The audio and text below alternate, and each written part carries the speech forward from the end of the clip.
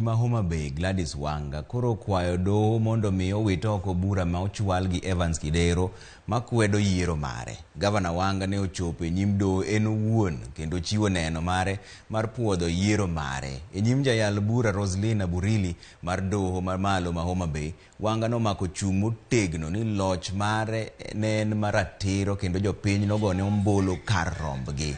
Ne odadhoge gi okil mar Evans Kidero men Julie Soweto e nyim doho no e wi lojno. Ng'eto mar burano chan ni timore dwe mar adek higa manyien.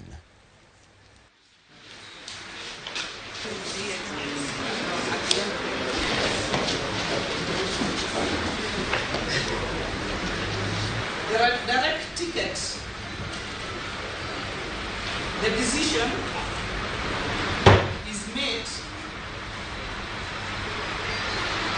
by the neck of the party and the Central Committee for reasons